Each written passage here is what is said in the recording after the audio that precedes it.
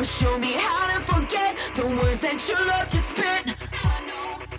I'm sick of fighting for grip. I know I'm gonna give in because it makes me so sick, so sick, so sick.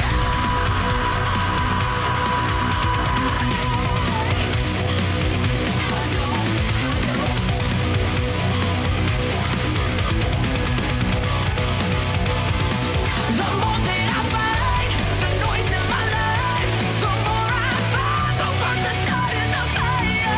I wanna survive, I wanna ignite, but I'm still resting on the edge of my night, begging for a sign of gravity, hoping for a change beneath my feet. Come show me, just show me my remedy.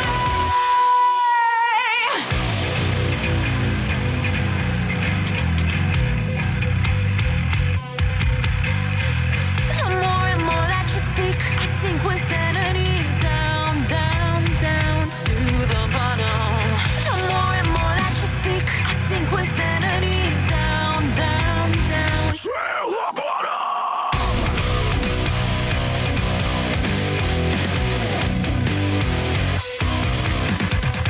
I'm sick of standing on pins. I think I'm gonna give in. I'm sick of feeling so sick, so sick, so sick. The more and more that you speak, down, down, down to the bottom. The more and more that you speak, I sink with sanity down, down, down to the bottom. So show me how to forgive, or show me how to forget the words that you love to spit. I'm sick of fighting for grip. I know I'm gonna give in because it makes me so sick, so sick. The more that I fight, the noise in my life, the more I find the words that start in the fire. I wanna survive, I wanna ignite, but I'm still resting on the edge of my night, begging for a sign of gravity, hoping for a change beneath my feet. Come show me, just show me my remedy. Transmission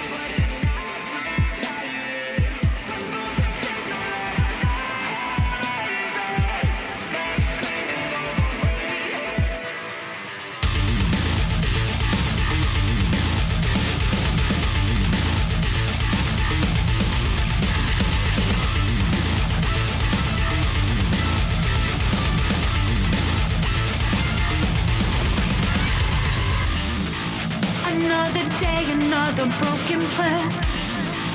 Feels like the world is slipping through my hands. I think I'm losing control. Can't seem to find my way home.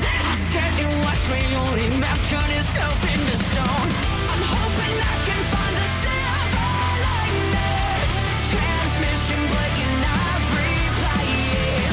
We're losing signal over the horizon. Back screaming over radio silence. I think you're breaking up. I think you're breaking up. I think you're breaking up. I think you're breaking up.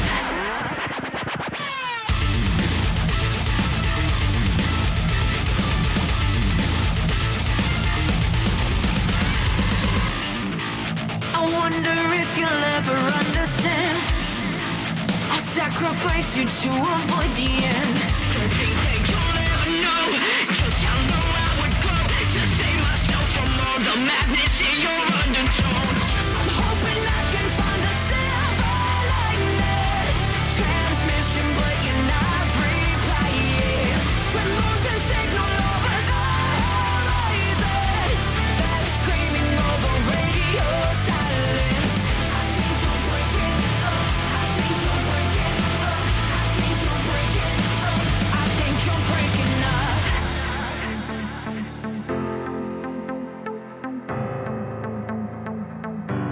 you're breaking up. We're in a different place, and nothing feels the same. I hate to break it to you, baby, but I'll be okay. Don't try to call my name, won't answer anyway. You're breaking up, but I wish that you would just fade away. I'm hoping I can find the silver lining. Transmission, but you're not replying. We're losing signal over the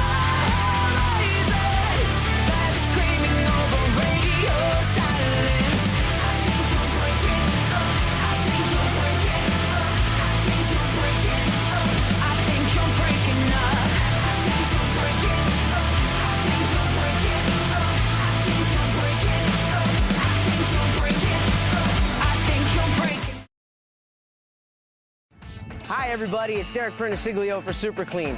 And whether you work around the shop, the garage, or the home, spills are going to happen. And now, Super Clean introduces their new Super Clean floor absorbent into their new product line to make cleaning up spills faster and easier. This all-natural product comes in an easy-to-pour 3-pound shaker jug. Just shake out the amount you need over your spill, give it a few minutes to absorb, and then clean up in an instant. Unlike traditional clay products, this product is virtually dust-free and absorbs 4 times faster. Now, we break out our Super Clean cleaner and degreaser for a 1-2 punch to clean up the stain completely. You can pick up your own 3-pound shaker jug of all-natural Super Clean at AutoZone, and you can also check us out at superclean.com. Super Clean, super easy, super fast, super clean.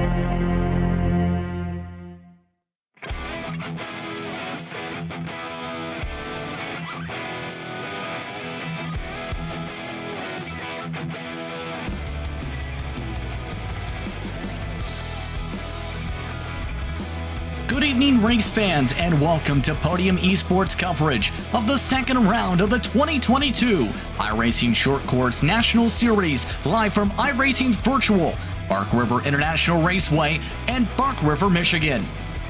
My name is Justin Prince. Alongside me in the booth tonight is Dave Arnold, the voice of Off-Road. Our producer this evening is Ryan Bauer, and he is using cameras provided by the great Ducky Beard.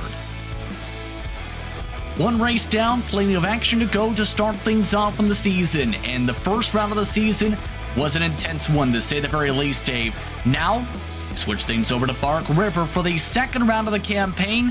Gonna be very intriguing to see which drivers take the momentum from last week on forward, but also which drivers bounce back from some cases, for some competitors, a rough start. Yeah, most definitely. I can tell you, Justin, one of the things that showed a lot of speed right out of the box was Mason Prater, but Keaton Swain blew me away. But guys you talked about that struggled a little bit, guys like Darren Hardesty, and of course, Tyler Sherlock. He was up there, but he could have been up there swinging a little bit harder. Zach Drackman, he's looking for a little bit of a pump up there, get up to the box, and fight this one out for sure. But a big change coming from high speed at, of course, the big house at Crandon, but now moving on to Bark River, a much tighter track. And in turn, will provide plenty of different challenges for our competitors today. This should be interesting to see which drivers come on top here in turn, and based on what you've seen, what do we expect from a track like this today? Well, I'll tell you, they're going to be fighting into the turns for sure, because this is, not as wide in some areas. Bark River definitely can be a one-line track for sure. So we're going to see a lot of shoehorn in there. They're going to try and get in there. They're going to try and keep slamming the door and the guys going to the inside. We'll see if some can make to the pass to the outside, but it is difficult. You're going to have to force your way up to the top. You're going to have to get a great qualifying, be up front, and get a great start. That's going to be the key.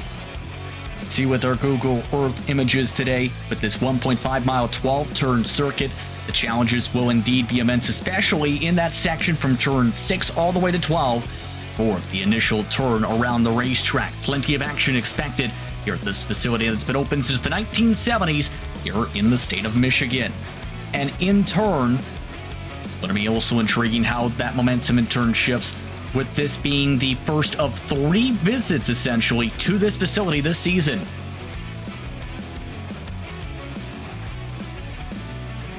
The on-screen, the schedule now in turn 2, as mentioned, those 3 times at Bark River, a few times over to Wild Horse, Wild West on the schedule a couple times, but essentially, this is towards that first stretch of races for all the drivers, essentially, Dave, their first run through the circuits. Well, a lot of these drivers, of course, that have been here through the series are very familiar with a lot of these rounds. A lot of these are historic tracks in real life, too, and that's what's great about a lot of these top drivers have driven this in real life and as well as in the E-platform, and that comes to a big advantage to some of the drivers like Connor Berry, Keaton Swain, that we'll see. I know Darren Hardesty has a lot of experience to see if he's going to be able to fight up, but it is definitely going to be interesting seeing the different driving styles, how they adapt to each track. Especially since these drivers had an intriguing start to their campaigns. Let's take a look at the podium race analysis for today. Keep in mind, up to 3 heats are available, 6 laps apiece, with 4 drivers advancing directly to the feature. As well, keep in mind, as mentioned with that, LCQs will see about 3 drivers at most advance directly to the feature, so there's not a lot of room for error. And don't forget, there is a competition caution at the end of lap 5. Now, Dave, heading back towards this discussion point, you mentioned some of the drivers that look to try and bounce back after a rough start to the campaign. Who do you feel this track is in the wheelhouse of, knowing their track mindsets and skill sets? Well, I'm not going to take anything away from Connor Berry. He has a lot of experience. He knows how to win here, too, for sure. But I'm looking at Hardesty to come back. I mean, he fought, he got shuffled to the back, he got a bad start, of course, got caught up in a lot of the drama there. He did fight his way up through positions, but I think he's going to do that real well in this one, I believe, keeping also an eye on Titus Sherlock. Keep in mind, some of the names you just mentioned there, too, are very quick in practice as well. Right now, drivers in turn, reference are down to their final minute of solo qualifying, 4 laps to do so for tonight's action. And in turn, with the difference markers, with how this track can fare out, how do you feel that start launch will be compared to that land rush we've seen from Grandin? Well, of course, they're going to be lined up according to qualifying. They are doing the land rush, but they're in 2 long lines. This is going to be nose to tail, side by side. So a lot of the time, if you don't qualify well, you're going to be deep in the field. You're not going to be able to get that chance to try and rush up to the front. This is going to be a little bit more difficult when you get in that line and you start that way. It's a rolling start. Indeed, and the reason I asked that too is we see how crazy that run through the first corners got at Grandin. Some drivers, at least half the field in some cases, flipped upside down. Yeah, it could be gnarly. The land rush, it's the only place that we do it at, of course, is there, and it really makes a lot of these drivers stand out and try to get out front. Here, it's going to be a little bit more patience. You're going to have to be a little bit more careful because you're going to see on the start, they'll try and fan out a little bit, but as you can see, there's not that many places that are that wide open where you can get 3-4 wide like you could there. It is some, half the track very tight. The other track you're going to get a lot of speed at, but it still doesn't open up as much. Drivers are now getting the opportunity to make their way to the racetrack. Keep in mind, there is a 2-car invert based on qualifying positions for the front row. Mason Prater and Connor Berry swapped spots in turn after qualifying. It was Berry who had the quickest time in the session. Crystal King starts in row 2 alongside Zachary Drapkin. Then the 3rd row. Jay Bryce starts alongside Tyson Miller this evening. They were separated by about 2/10 in qualifying. Cody Retzlaff joins the field tonight alongside Noah Sanders in 7th and 8th. Lon Franks, keep an eye on that machine, was fairly quick last time, with Cross Birchmeyer in 10th position. Hunter Carpenter starts 11th tonight in the first heat, with Franklin Monac in 12th. Corey Folsom starts 13th. Jake Hill starts in the 14th position. Miles Morris in the 117s in qualifying starts 15th. Eric Cox in 16th. The last driver to set a time in the session in this grouping was Bill Lester. Luis Patino starts in 18th. Jeffrey Keeble and Trey Hernquist, the last of the drivers, 20 drivers, in heat number 1 this evening. Let's take a look at your weather conditions brought to you by Martin Sports this evening. 84 degrees is the track temperature, 72 degrees the air temp, as it is iRacing Day, May 15th, 2022. Happy spring for those in the iRacing world. And in turn, less than 30 seconds until the drivers will get themselves rolling here for the 6-lap heat race, Dave. Your expectations for this? Well, Connor Berry, I'll tell you, he's sitting out front there, but Mason Prater, he is the defending champion. So Prater's going to really have to try and guard that position there. I think this is going to be a great start. Keep an eye on Prater, though, right out front. This kid is hard to stop. But Connor Berry, back in the series, showed so much speed. He's going to be fighting with Mason, but it's going to be a clean one. I know these young drivers, and they respect each other. Definitely going to be interesting how this fares out to start off tonight's action. Keep in mind, this series presented by CBR Performance Products, AIM Sports Data, Super Clean, Dirt Sports World, Signature Propellers, Positive Beverage, and Smith Graphics. The drivers are set to go. The green flag is waving. We're underway for heat racing from Bark River. And some bumping and baiting for second already. Crystal King with the driver nearly on top of him. And now, here comes Dripkin sliding along to the inside of King. King gets shuffled out. She now gets bounced about a little bit as the one machine back to fourth, but the rest of the field single filing up for the first part of the track. Drapkin had a great run as he came there, and he fought, of course, with Crystal King.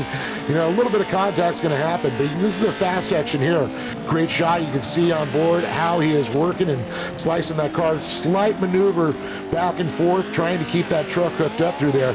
But, man, I'll tell you, Mason Prater shot right out of the can. He knows he's got to stay out in front of Connor Berry now. Only one driver with major issues this lap so far. Bill Lester at the back of the field, flipped upside down. Is back going, though.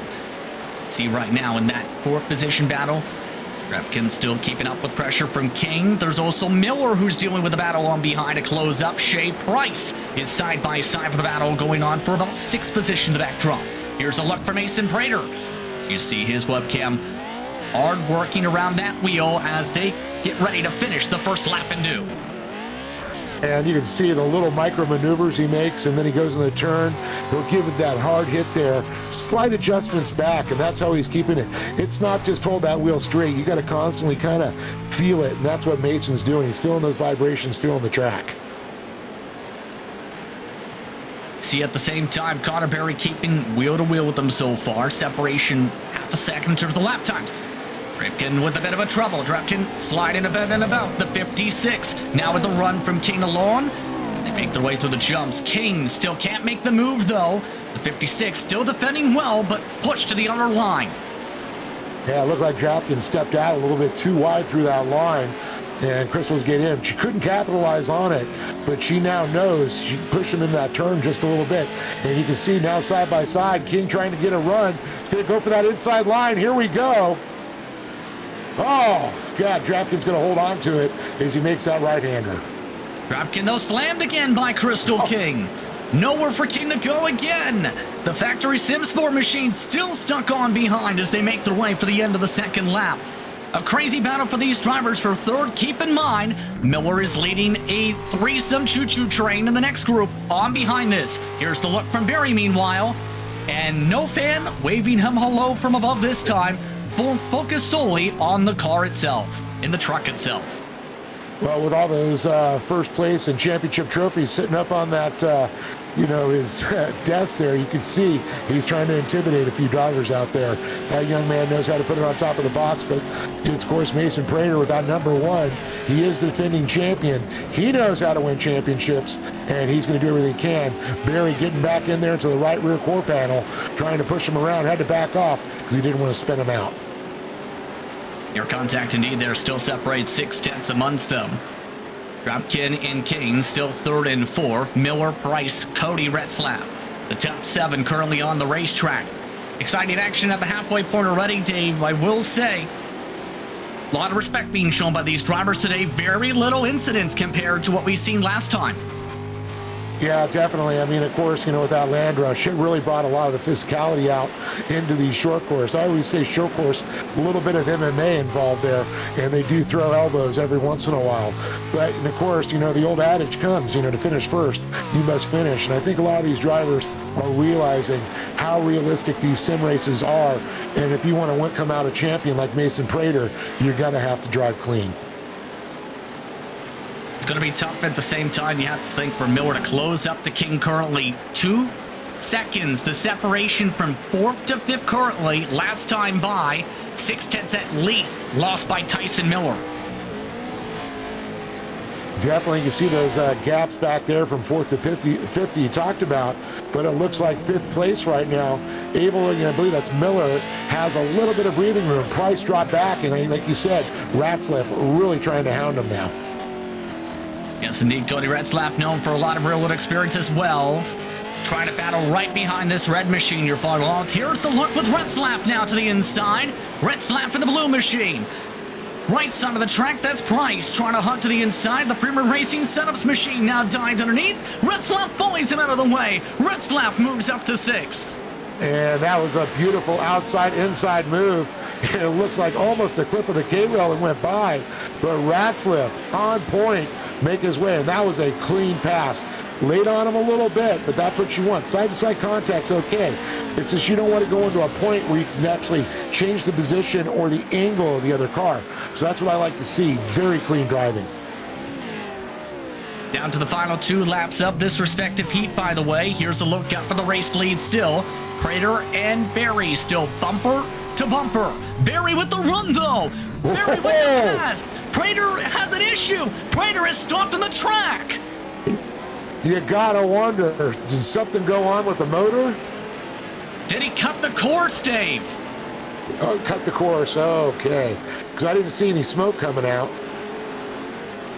I believe that was a slowdown we are hearing, and that can happen if you cut a portion of the track. Where did it happen, though? That's what we're trying to figure out. Looking on point right there. It'll be right around here we're hearing.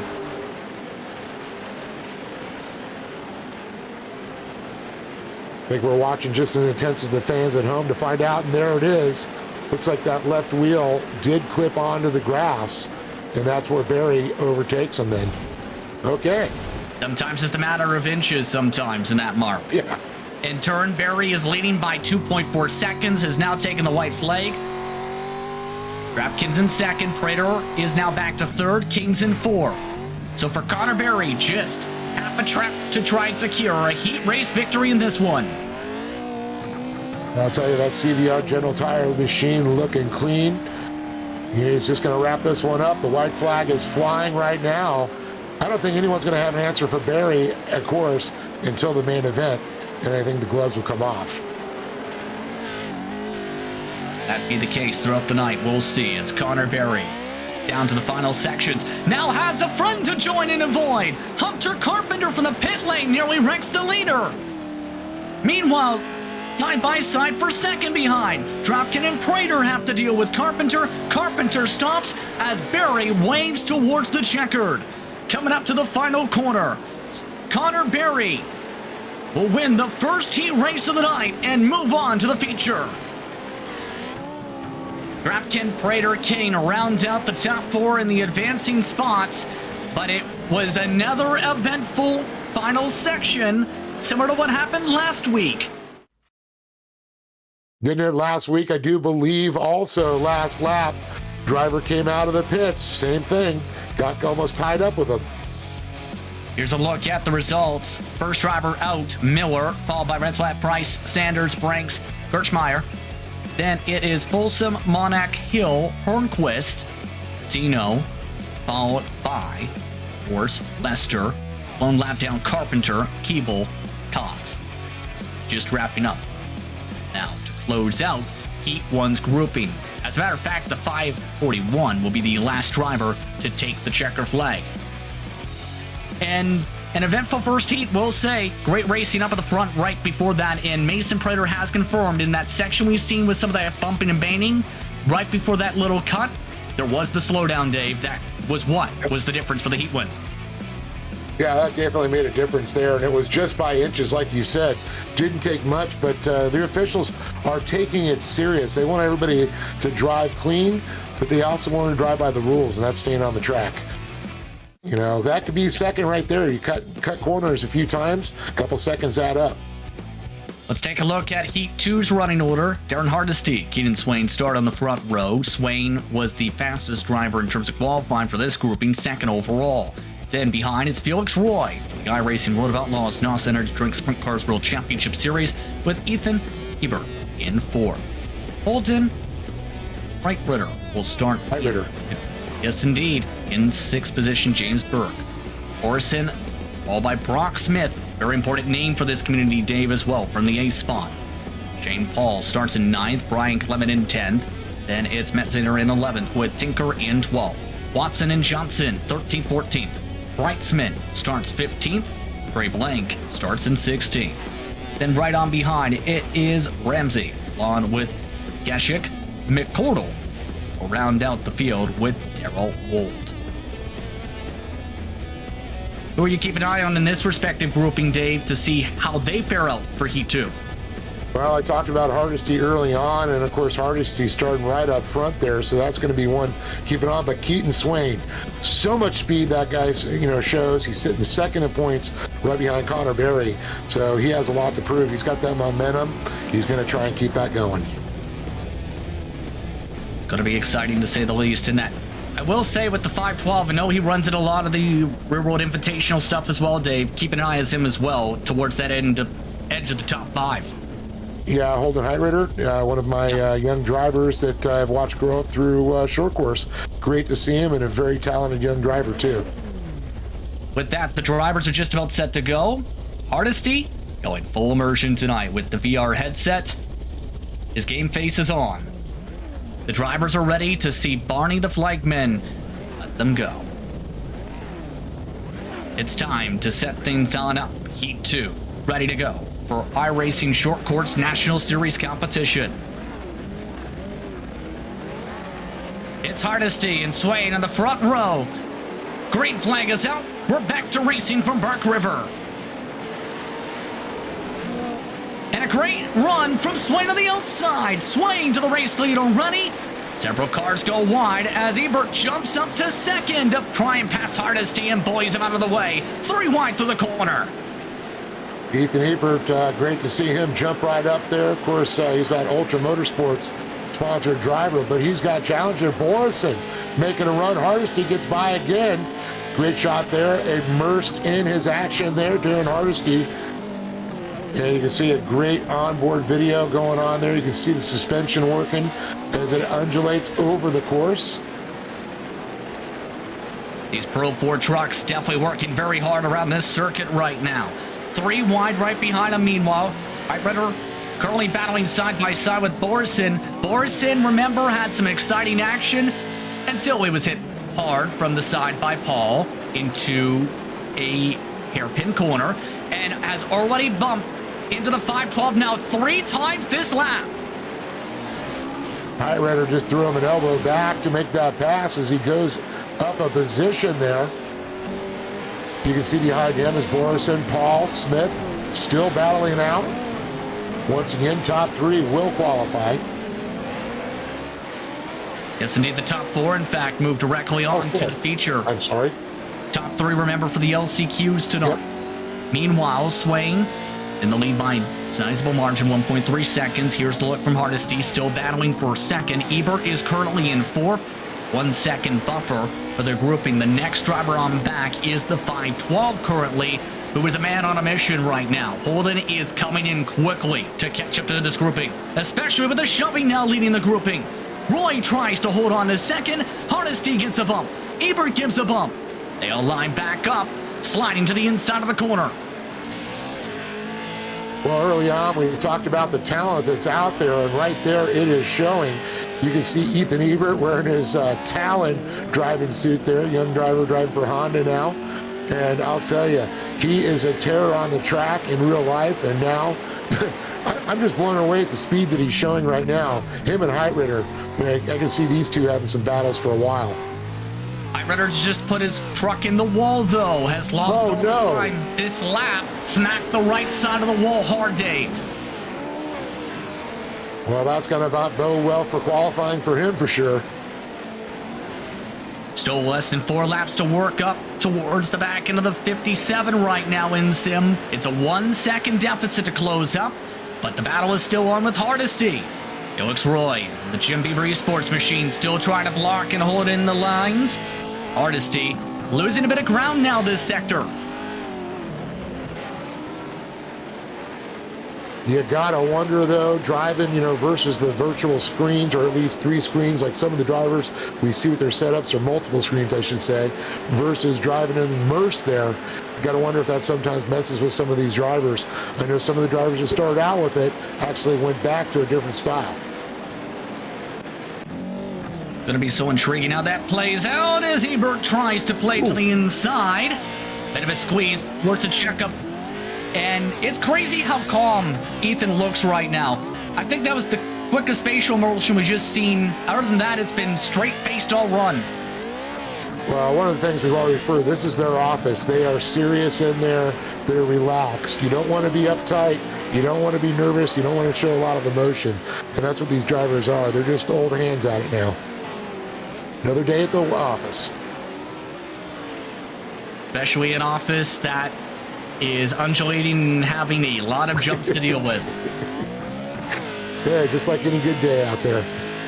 Meanwhile, you have Hardesty, who is essentially driving with one hand, with his right hand on the gear shifter, left hand on the wheel itself, the wheel actually lighting up as he goes through the track. As our producer says, have to be a certain type of person to drive it.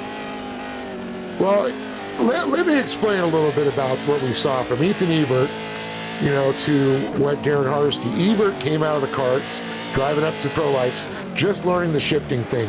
Hardesty came out of karts into Pro Buggy. Pro Buggy, your hand never leaves that gear shift, so you can see that style is stuck with them, and it's paying off. You see that difference? Apples to oranges, left to right, essentially, on your screen on the left side. And guess what? It's closed up, coming up towards the final 2 laps now, to the point where the 512 is there. The 512 nearly goes for the bicycle. Heitritter is there.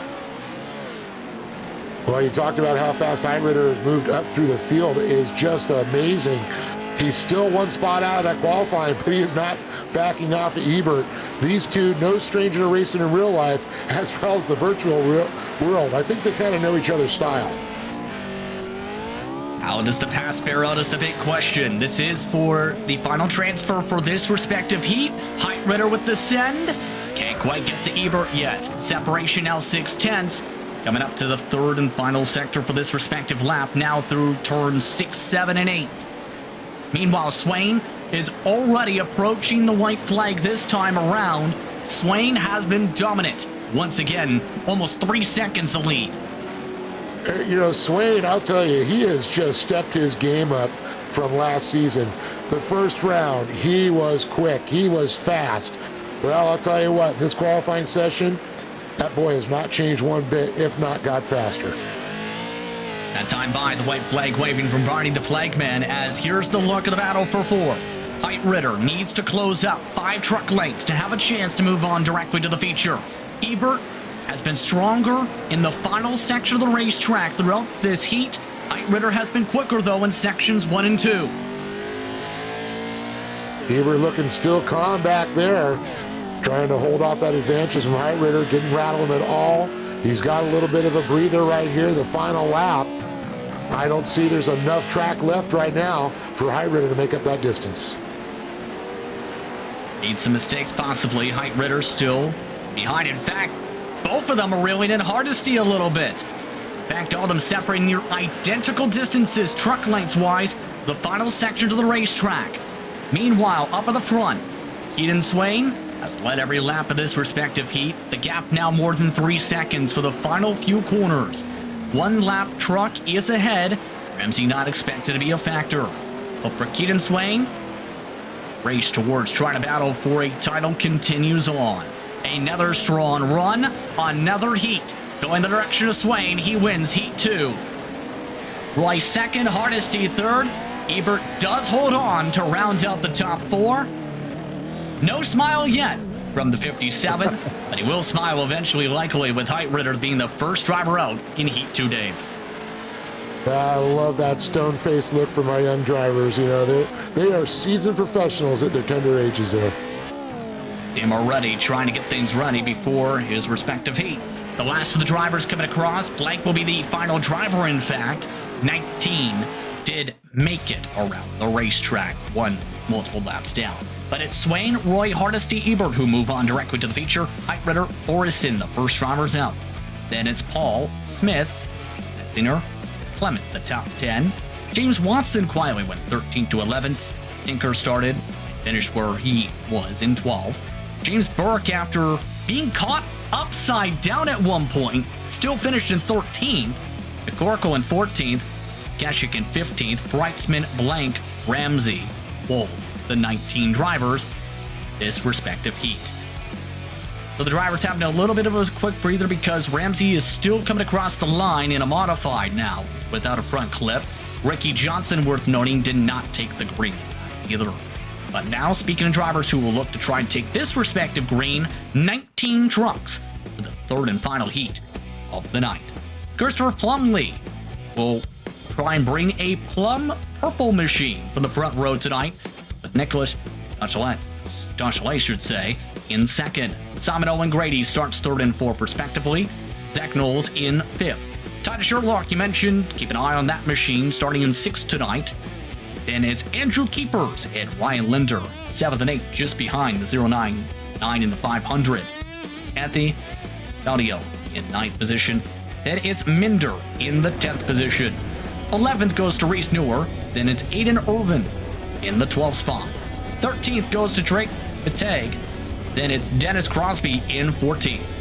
Cooper and Posey start 15th and 16th respectively. It's Chase Carr, Jordan Sims, and the last driver, Matt Sabre. Keep in mind, Carr, Sims, and Sabre did not take qualifying times, hence why they're at the back of this respective grid. In turn, Dave, who are you keeping an eye on this one? Ooh.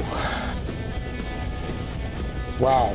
I'm kind of curious to see how Drake Matag's going to be doing on there, but Semino, but I'll tell you, Plumlee, man, he has showed some speed in the past, as well as Nicholas Donchelet, but we'll have to see. I think Plumlee's going to have the advantage, but I think Donchelet is going to fight him all the way there, if not make a pass. All right, Donchelet was fairly quick in practice amongst the top 15 drivers. They're followed that up with the third quickest qualifying time overall. The drivers having another few moments as well. I'm curious as well how some say, like Reese Newer will handle, being in and going the full immersion route tonight. And he seems to be excited that he's on camera. That's pretty cool seeing him there looking that good in that race suit there. Looks like an IndyCar suit he had on. Gotta love it. I believe that may have been a Hunter Ray suit. Either way, that suit will get to work. Green flag is out. We're off and away. Plumlee with a poor launch. Here comes Donchelet to the outside. Letting Donchelet with the run and getting the pass quickly. Goes the number 23 to the race lead already. Well, I expected him to do that, but he did it quicker than I thought for sure. Donchelet up front up there, Plumlee, but he's getting a little bit of heat right now from Grady and Sherlock. And don't forget about Semino back there, also very quick. Couple drivers in trouble. Sherlock nearly set off the track. One is off the track at the back of the grouping in Linder. The rest of the drivers able to get through cleanly. Zach Knowles was the one who made contact with Sherlock. Sherlock has just bumped someone out of the way for fifth. Here's the look for Knowles now. Meanwhile, now keeping up with the lead group, everybody else is trying to avoid a wrecking truck. That was Andrew Keepers in the backdrop, as Knowles is the only person so far we've seen on camera tonight without a racing suit. Well, looking pretty sharp there, right there. He's focused for sure. He looks really calm. That's what I like looking at these drivers. You know, the calmer, the less motion you have. You can see he's very precise, little micro adjustments just to keep that truck on track. And you can see the amount of suspension work. Look at that right front. You talked about it a bit in the first round, how that suspension functions. For those watching for the first time, how does this work to try and handle the truck, especially knowing how much that wheel is bouncing around in the air? Believe it or not, those suspension on these things are so smooth. I mean, you have up at 18 inches of travel, these things, you know, you can see the truck stays pretty level as that suspension drops up, comes back in, sucks it up. I mean, the technology is incredible, and you can see the design with his sims have done incredible to simulate real-life applications there, and it is spot on.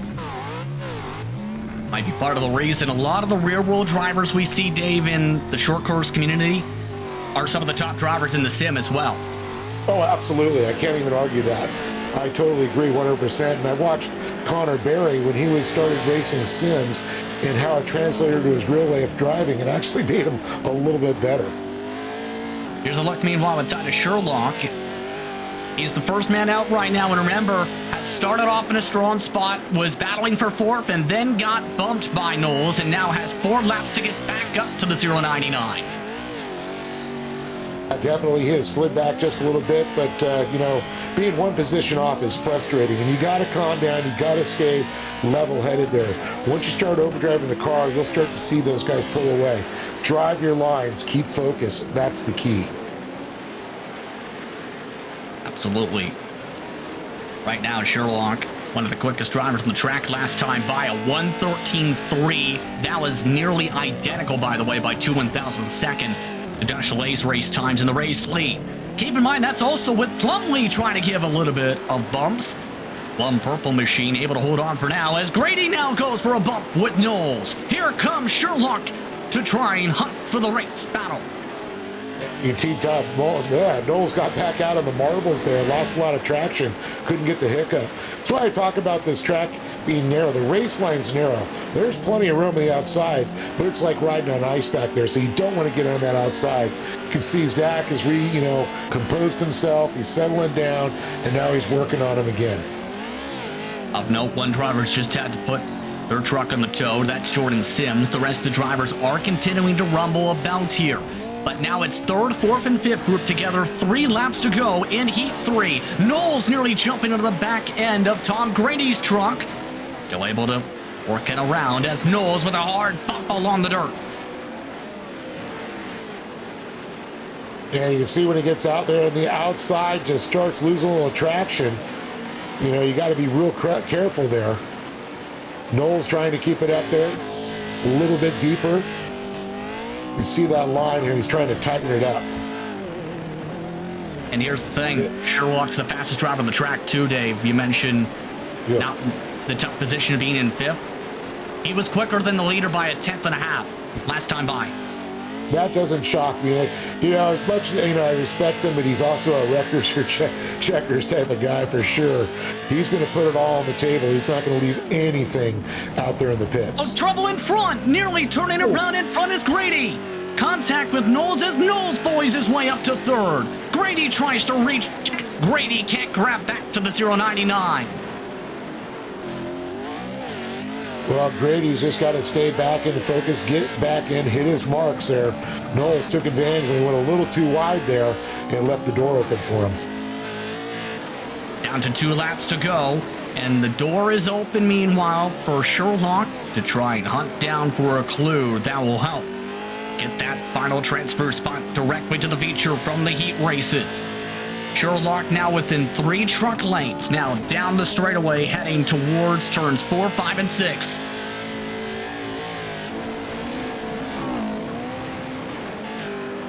And this may have just 1 lap being the chance, Dave, for this move to be done at this rate with Sherlock. I am sorry, I lost total audio on you. I did not hear the question. Sherlock not going to have a lot of time here, Dave, to get this done. No, not at all. And he's going to have to take some chances if he wants to qualify now. You can see that gap there. White flag's going to be coming out just any moment here. And that's not how you're going to do it. And that's what the officials are looking for. You get into that green part, that means you're going to start to get that slowdown. We saw it happen earlier. White flag waving this time. The black flag is waving for Reese Newer as a result of contact. Of note, the driver in front of him, and Minder, is just flipped upside down, is now right side up for the final time around. This is the battle for 6th. Yeah, that was Chaden Zane Minder and that KB engineering machine. Minder not happy over the radio, we'll say. Meanwhile, Sherlock is trying to still close up in front of them, because it's now a little bit of a bigger buffer for Grady. Grady has built up the gap, in fact, around this past lap or so. Well, they're definitely running out of real estate there. Grady, though, he is really driving smooth. But look at this, Sherlock catching up there within about 2 truck lengths now. Will there be enough time to make a lunge? Grady trying to hold on to the final transfer spot. Separation still a truck length and a half. Final quarter of this race for this respective heat. Dashalay and Plumlee keeping things calm in 1st and 2nd. Grady having to defend a little bit harder. Sherlock nearly gets there. Final corners around. Sherlock, 3 more corners to work around. Sherlock pushes hard, nearly pushes towards the wall. Checker flag up in front. Dashalay wins the heat. Plumlee 2nd. Grady holds on to 3rd. Knowles gets past. as he gets shuffled to 4th. Zach Knowles, I believe. Zach Knowles had a very rough final corner. That's why there was just a swap with Grady there, Dave. Yeah, I definitely saw it coming around, but did you see Sherlock coming right at that checker flag?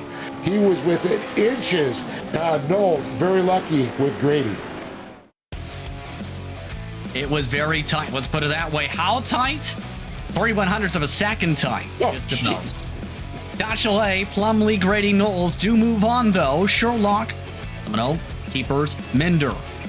Round out the top 8. Audio. Then it's Mateg. You've seen a little bit of shuffling because the black flag mentioned for Newer. Then it's Irvin, Crosby, Linder, covering from a spin off the track. Cooper, Carr, Sabre, Posey, Newer. Gets the black flag as mentioned. That puts him 18th. Jordan Sims did not finish. The drivers already are going straight on through towards LCQs for tonight. 3 advance directly to the feature. The rest go home. Tyson Miller starts on the pole. It's down to Sherlock in second. Orson and Price, row 2. Keepers and Metziner in row 3. Row 4 feature 9. Vaughn Franks and Anthony Audio. And it's in Folsom. Right, the next row will be Irvin and Burke. Then right on behind will be Hill, Linder, Yeshik, Patino, followed by Carr and Blank. Then this large field continues to Lester and Posey, followed by Ramsey and Cox. And the last driver on the grid, be Jordan Sims. The drivers already are revving their engines. 4 laps, top 3 advance, green flag is out, we're racing from Bark River. And again, that left side of the track, the better place to launch. Sherlock to the lead. Once again, the second place starter makes the pass to take the lead into the first corner. Justin, I think you nailed it every time we've seen from the outside. That seems to be the quick line for sure. And I'll tell you, Sherlock had to be happy in that position, jumping right out front. Especially with the Hornets' Nest starting to build up for that battle for third. Look at Price and Borison, also grouped up as keepers. Bumper to bumper to bumper. Now a huge set to the inside. Meanwhile, from Metziner, who's set on his side. Metziner goes for the bicycle. Now is nearly set for a tricycle through the corner all the way to the cushion. Yeah, it looked like they pretty much were dragging a line. Look at this. We got 3 beating and banging on each other. 3 wide. And another little bit incident back there.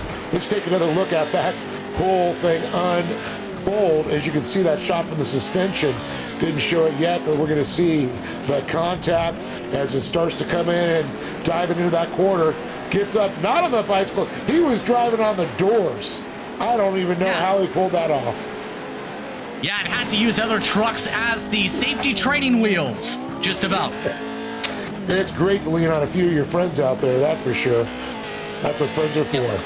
Of note, one driver's just had troubles in live action who was in that grouping. Andrew Keepers is on his side and was in that battle for third in live action. Keepers is now back over, but Keepers got sent around as well with the flag stand. And you got to wonder the damage. Oh, a hard hit out there. Did you see that on the K-rail? Wonder if that start... Oh, I think he was going for a little barrel roll there for a second. Almost pulled it off. Keepers all the way back to 19th from that. Patino, Ramsey, and Cox did not make it to the first lap. Another driver is upside down right up the road from him. Metziner was in 11th. A couple of other drivers, such as Hill, have just crashed as well. Battle for the transfer is upside down. Another driver is flipped. It's Shea Price upside down and barrel rolling to the grass. I don't know if that was 13 or 31. It was rolling. It was rolled so many times. Let's look at this one. Wow. 13, 31, 13, 31, 13, 31. See? He's going to be busy and dizzy after this one. Borison was the one with the contact, and the contact happened midair at the flag stand.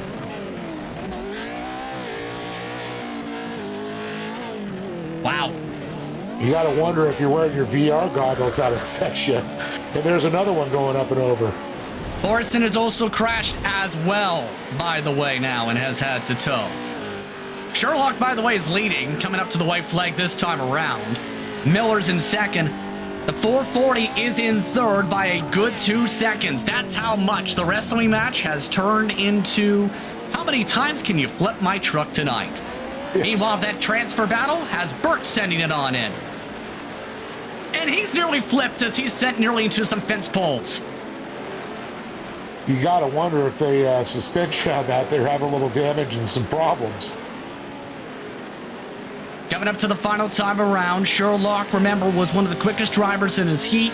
Just ran out of time in the battle for the transfer spot. And now, with the white flag waving this time around, Sherlock looking for an LCQ victory to move on to the feature. Well, there's the white flag you talked about. Sherlock, look at this gap that he has on second place now.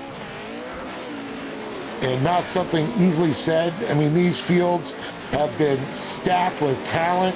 We've had 7, 8, 9 positions battling. Titus, the first one to pull away and not having a battle going on for that lead. Very calm, cool, and collected, especially with the bumps around the track for the halfway portion of said lap. Our drivers in comfortable positions to move directly on to the feature race.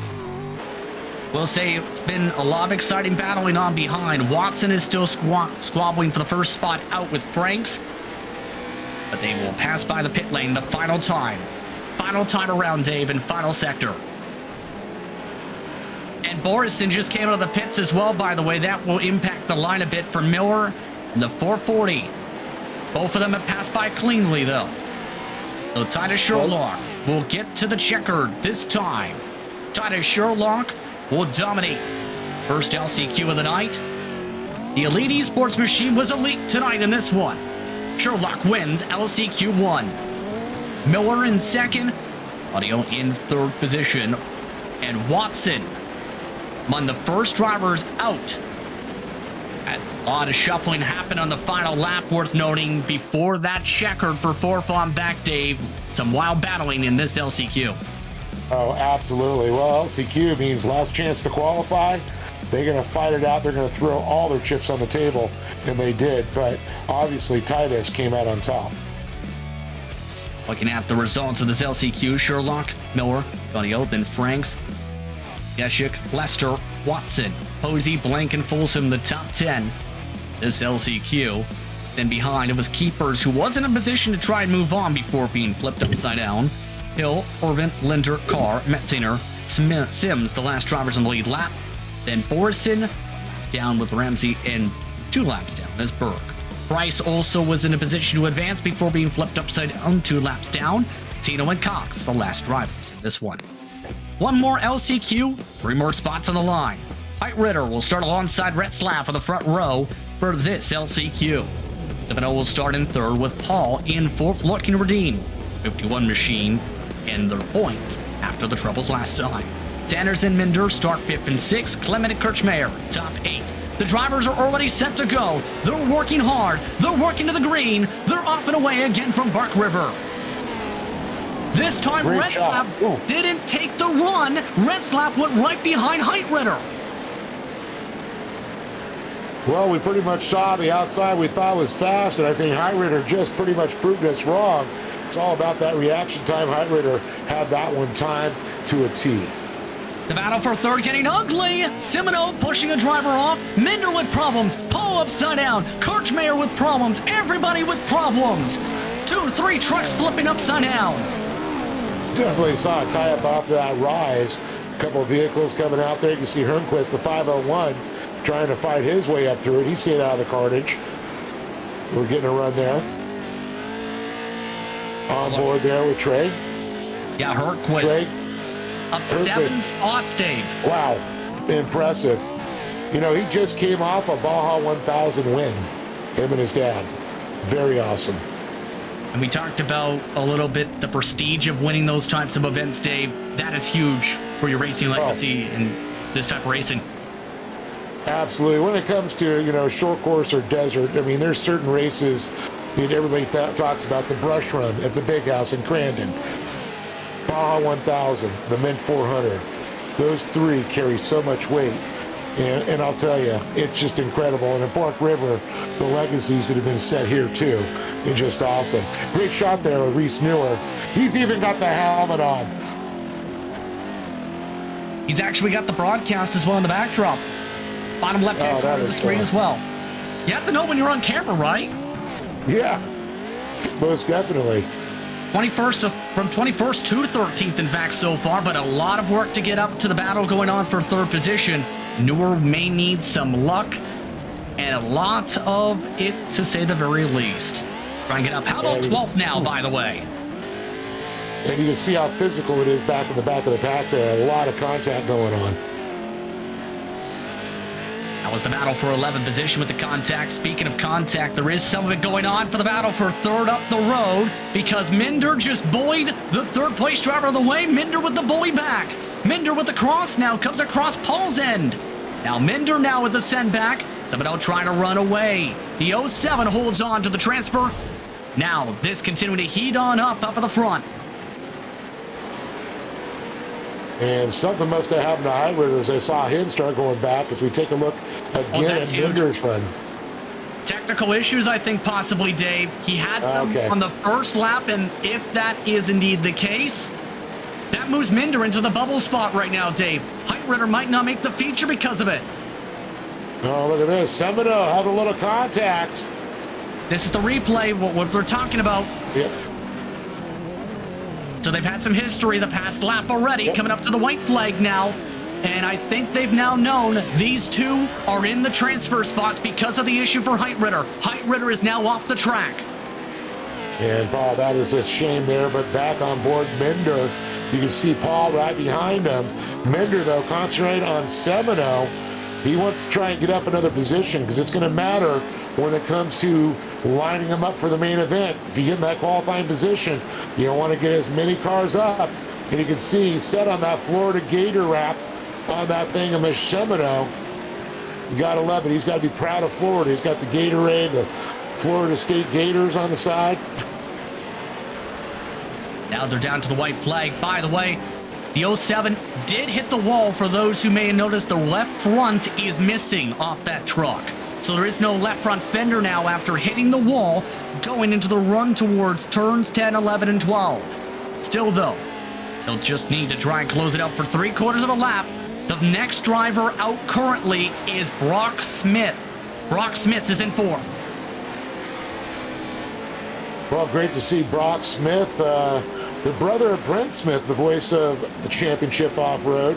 They're both from Bark River, Michigan, so it's great. Oh, contact! Talking about it. I don't know if I'm throwing the announcer's curse out on him, but getting physical for sure.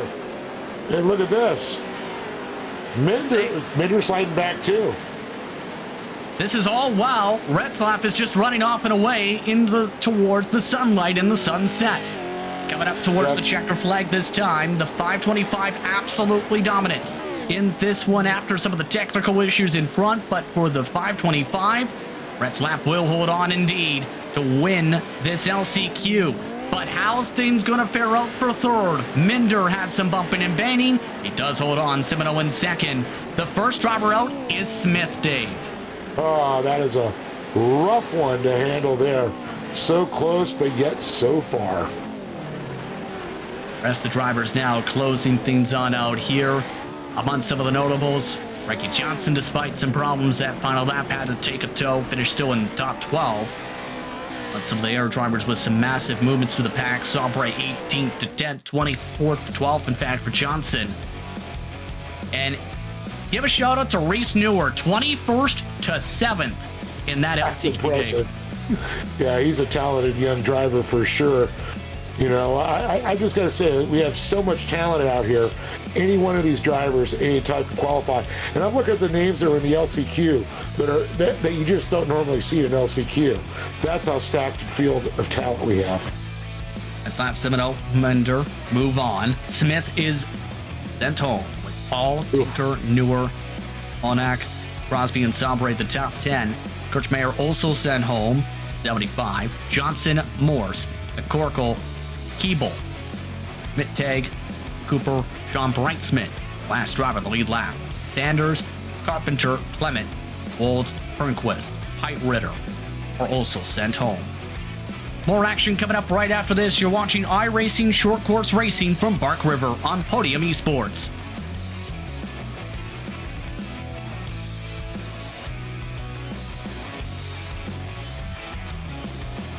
Hi everybody, it's Derek Perniciglio for Super Clean. But whether you work around the shop, the garage, or the home, spills are going to happen.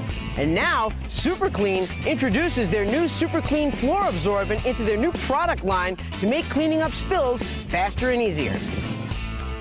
This all-natural product comes in an easy-to-pour 3-pound shaker jug. Just shake out the amount you need over your spill, give it a few minutes to absorb, and then clean up in an instant. Unlike traditional clay products, this product is virtually dust-free and absorbs 4 times faster. Now, we break out our Super Clean cleaner and degreaser for a 1-2 punch to clean up the stain completely. You can pick up your own 3-pound shaker jug of all-natural Super Clean at AutoZone, and you can also check us out at superclean.com. Super Clean, super easy, super fast, super clean.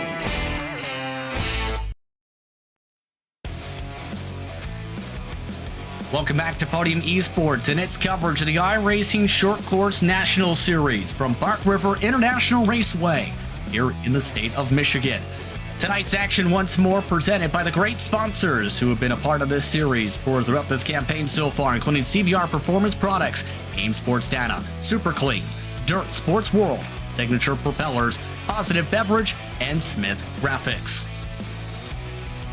Some great action so far tonight, Dave, and now that great action looks to see how things fare out for the feature race tonight. 12 laps up on the board, 18 drivers, and keep in mind, a good third of the drivers who scored points or were part of last week's feature, they have already been sent home. Yeah, this was definitely shocking. Some of the names we saw that went to the LCQ that did not qualify blew me away for sure.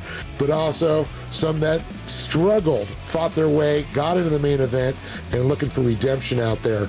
And that's going to be very interesting to watch for sure. Now, the question remains, what will be the keys to victory to try and win tonight's feature, knowing how things played out last time out and how important some of these points positions will be this time out? Well, for sure, the start is going to be everything. We saw it so many times. The one that started out, that got out front early on, took the win. The only one we did had some problems. It was a track, miscalculation by Mason Prater. But everybody else that jumped out front stayed out front and took the win. So get that lead. Who will be the drivers to keep a watch for tonight, especially knowing some of the speed we've seen from some of your heat winners, but also some of the speed directly from the LCQ starting towards the back? Well, I mean, that's true too, but unfortunately, some of the drivers we thought they were going to be up there fighting weren't. Had some problems in the LCQ, but Titus Sherlock, he walked away with it. Keaton Swain showing so much speed out there too, but I can't take anything away from Connor Berry. He was on point. Him and Mason Prater, they're going to be fighting for that top spot. To keep an eye on Darren Hardesty again and Titus Sherlock.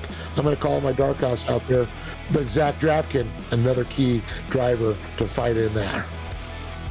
I think it's going to be a fun feature to say the very least. And don't forget, there is a competition at the end of lap 5, which will regroup drivers at that point before they have a race controlled yellow flag period. So that's something that will also be an impact. It was the impact that was part of the difference making for who won the feature at Crandon. Oh, definitely. I mean, this basically, you get them all bunched back up again, and all the mayhem, everything's unleashed a second time. That's why short course racing is so awesome and exciting. So those drivers just wrapping up the practice session right now, and over the radio, been hearing a lot of them have had fun preparing themselves for this one. A lot of banter, let's put it that way, in terms of some of the drivers learning the track and learning how to race each other while also flipping upside down in some cases. Welcome to iRacing, everybody, and welcome to the feature. It's time to see how they'll start for tonight's feature. The top 3 have been inverted, which means Don Chalet starts on the pole after winning the 3rd heat. Swain, the Heat 2 winner, starts in 2nd. Connor Berry, the Heat 1 winner, starts in 3rd. And starts in 4th tonight. Then Felix Roy and Christopher Plumley round out the top 6. Mason Prater starts in 7th. Darren Hardesty in VR headset starts in 8th position. Tom Grady had to have a wrestling match to hold on to the transfer spots, starting in 9th, with Crystal King starting in 10th. Ethan Ebert and Zach Knowles start in row 6 tonight, with Titus Sherlock from the LCQ starts in 13th. Keep an eye on the 500. Very quick throughout the evening. Cody Retzlaff starts in 14th after winning the second LCQ. Miller and Simino, Leo and Minder, rounding out the drivers starting tonight's feature. 1 minute to go. Final thoughts before we get rolling to the green flag, especially since it's gotten a little bit hotter. Not talking about just some of the pressure and the tempers possibly. Well, it's a gorgeous spring day outside Bark River, Michigan here. I mean, this track, if you're thinking about it, if they tune these right to the weather like we do in real life, it's going to run well. This is perfect racing conditions out there. The sun's out, meaning the track's not going to get too wet. It's not too hot where it's going to dry it out. I think they programmed this dirt perfect. And don't forget as well, Martin Sports, the sponsor of your weather conditions tonight, is from the state of Michigan in the Upper Peninsula, so within the state as well. So a home sponsor. Beautiful Upper Peninsula, the Upper PI of Michigan. Gotta love it. Gotta love the state of Michigan, to say the very least as well. Gotta love what we're about to see here for the iRacing Short Course National Series, Bark River International Raceway. As to the drivers' preparations coming on in. 12 laps up on the board. Competition caution, end of lap 5. See how things will roll for this one. The last of the good luck calls given over the radio. Barney the flagman has his green flag up in hand. Round 2, feature racing for the iRacing Short Course National Series is underway from Bark River. Dachalet already leading by Swain and Barry. A big check up into the first corner, and Barry is over the back end of Swain. Dachalet flips over Drepkin. Drepkin's 56 is in the wall. A couple more are crashing. Plumley, several more are stacking up like Legos in the corner. A lot of speed coming out that turn. You can see a lot of physicality. He caused that issue. Drepkin, unfortunately, got the worst of it there. But Swain, man, right out the outside. We saw it all night long, except for once. But Swain was able to make it happen. And I guess we're going to take another look at this and see what happened on the start with Drepkin. It's the Martin Sports on board. And keep in mind, this all started with your pole sitter for this run. Actually, it seemed like Dave had to lift off into the first corner, letting 2 drivers drive to the outside off the block. Yeah, definitely. I think he just got on those binders to let everybody drive by him because he didn't want to get caught up in it. Yeah, right there. Yep. There was going to be contact. Now we're watching Drepkin. Drepkin actually got a little out of shape in the air, and I think when he landed on the hood, that's what caused his problem.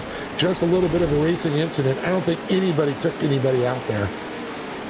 Something just happened to Keaton Swain, meanwhile, and another technical issue, I think, Dave, and this is another leader with a technical issue, possibly. Swain is back, though. Swain needing to hope things stick together, though. That has already been a problem tonight already. We've seen for one driver, the LCQ.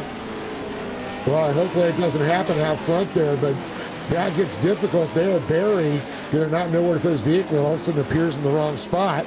That could be disastrous for both of them.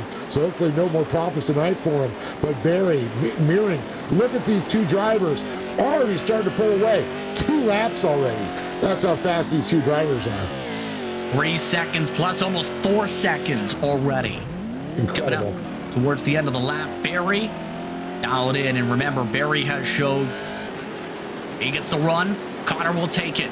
Connor tried to get the run that time, just to go back single file behind Swain.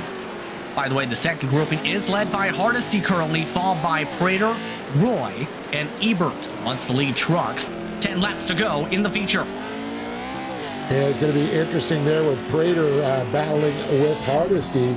Those 2 are going to put on a great, but what I'm looking for these 2 is very clean driving. Swain, a clean driver. Barry, a very clean driver also.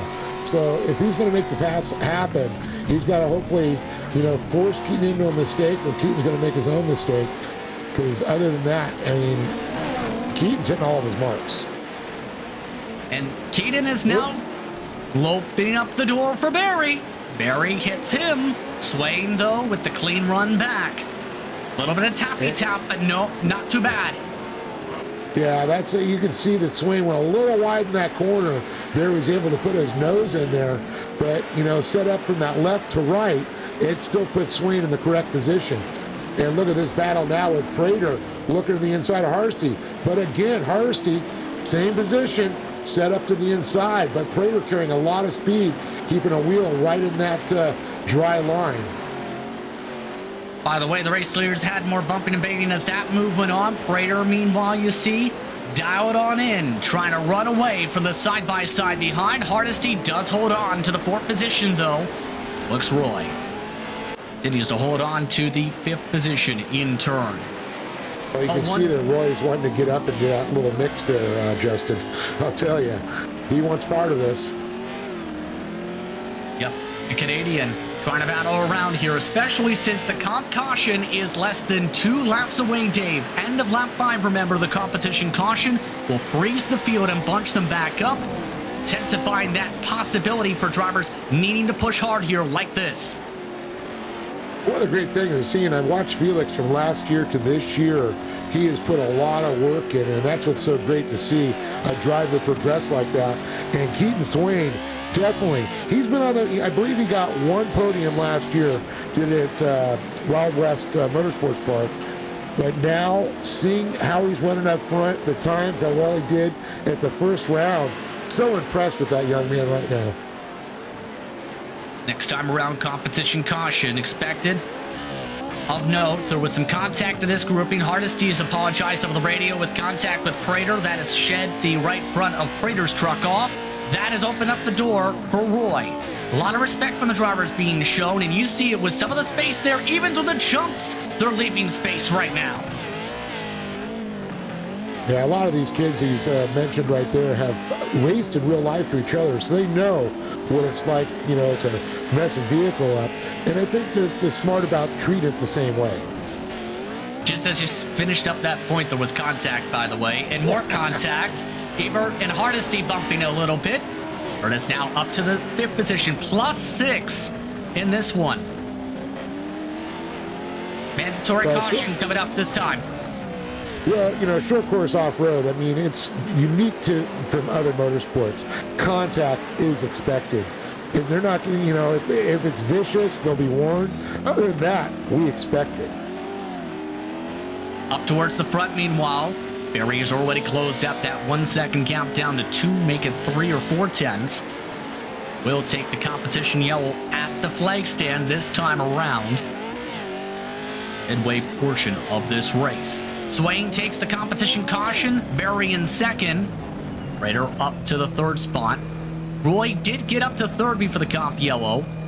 Bert Hardesty, Clay, Grady, Sherlock, King, top 10.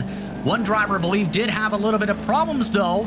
Minder in the final corner ended up making contact with Retzlaff, and in turn, I believe may have had a course cut penalty that had to slow on down the 415 and lose 3 spots in the final corner. No, that's just heartbreaking to hear when they do that. That's, but the rules are the rules, and that's the great thing about the admins that we have, keeping an eye on it. All of our race control for sure.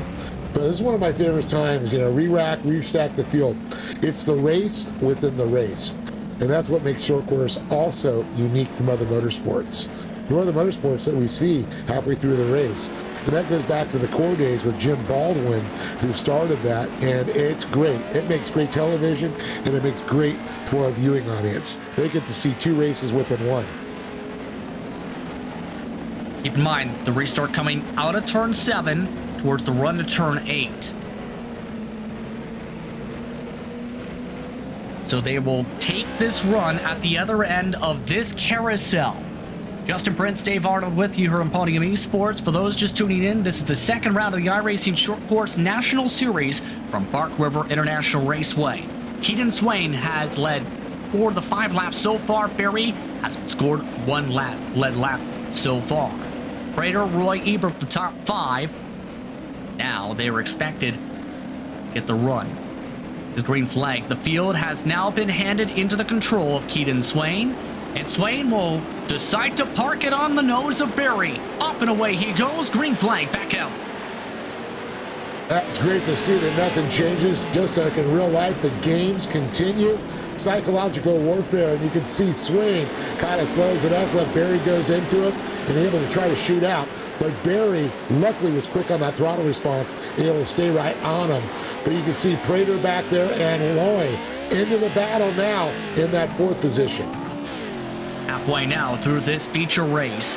Barry keeping the pressure up, and Prater looking to hunt things on down, is already pulled away 3 truck lengths in one sector. Prater with a hard hit through the corners.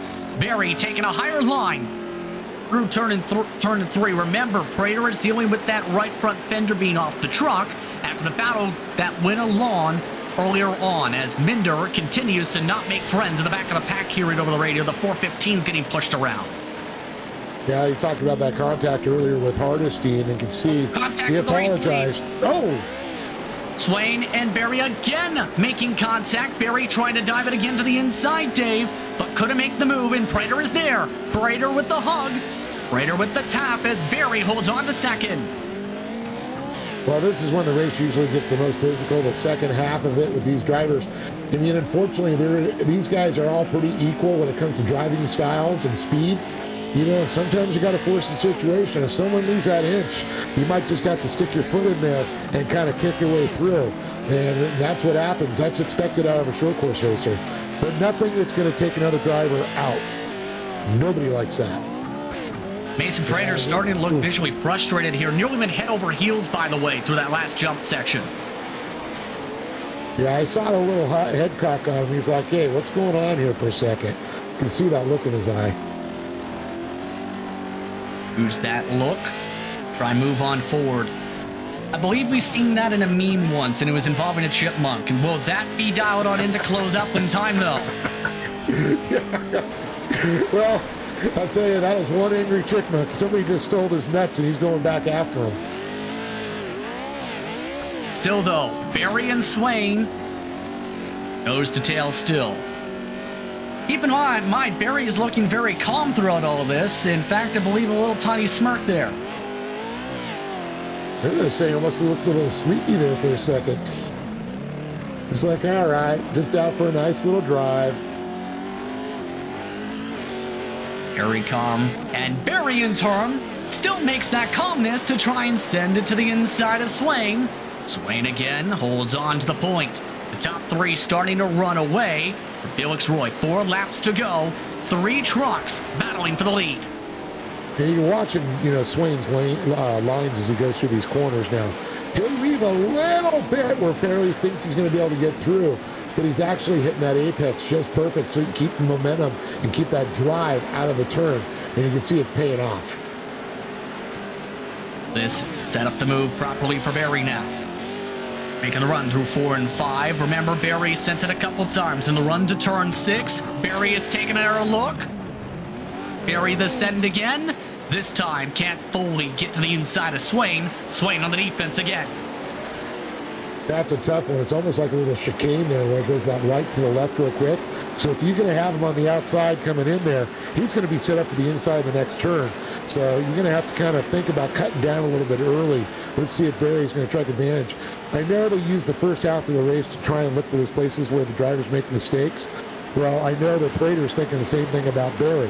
He's going, if Barry's going to go to the inside at this position, he might actually take a different line, and you can see that speed. So he goes a little bit wide and goes around the outside. As I was speaking. Yes, indeed, the run for second. Mason Prater's up to second. Barry gives him space. Meanwhile, talk about chipmunks and battling for certain objects. They are battling hard on behind. 4th, 5th, 6th, and 7th swapped about 4 times in 3 corners last time around. Hardesty has pushed his way up to 4th. And you see great shots there. We just saw Scott Dratkin there, Zach Dratkin, and then again Ethan Ebert there. Still looking calm. A lot of wheel movement there. He is really fighting that car right now. Dratkin Remember, started up towards the front. Remember, was involved in that incident early on in this one. A good recovery up to ninth. Yeah, he definitely had a rough one. He actually got flipped around, popped out and into the K-rail, and it is nice to see him recover there. Used to seeing him up there as a front runner last season. Saw quite a few podiums, but tell you, this year with other drivers moving up, I think our talent field is so deep, it's going to be a fight to get on the box every time. Meanwhile, Mason Prater needs to fight to close up 9/10 and 2 laps. 2 laps to go up at the stand, and Prater trying to close things up now. Hyper-focused is Prater, still up on the wheel. Last time, Prater actually lost 3/10 to Keaton Swain.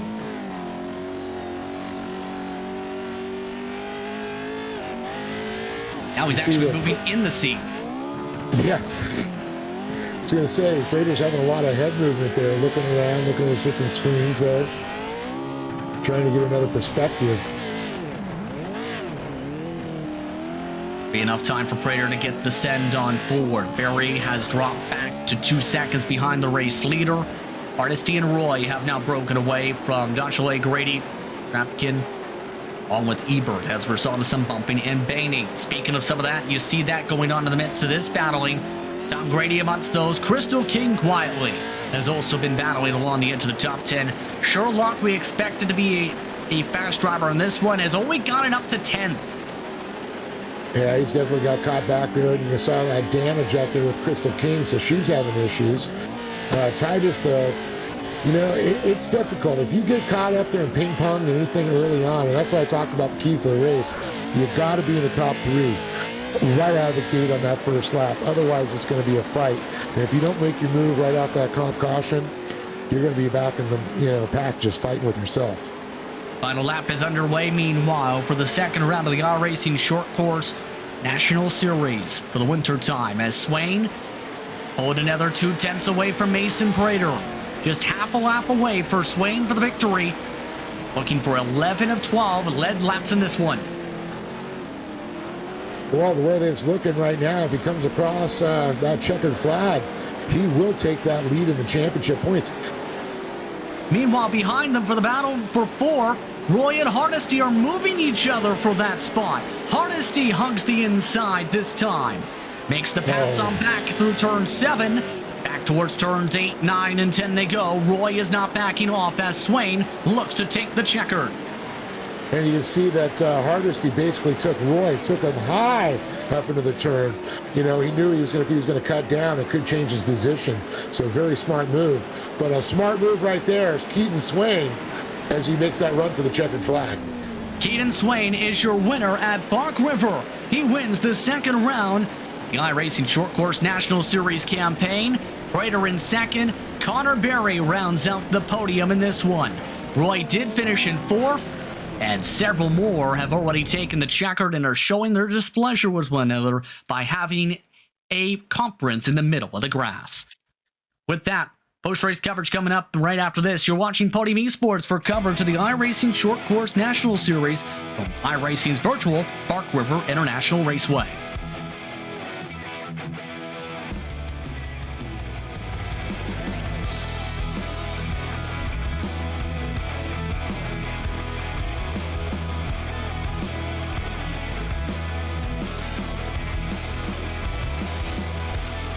Hi everybody, it's Derek Perniciglio for Super Clean. But whether you work around the shop, the garage, or the home, spills are going to happen. And now, Super Clean introduces their new Super Clean floor absorbent into their new product line to make cleaning up spills faster and easier. This all-natural product comes in an easy-to-pour 3-pound shaker jug. Just shake out the amount you need over your spill, give it a few minutes to absorb, and then clean up in an instant. Unlike traditional clay products, this product is virtually dust-free and absorbs 4 times faster. Now, we break out our Super Clean cleaner and degreaser for a 1-2 punch to clean up the stain completely.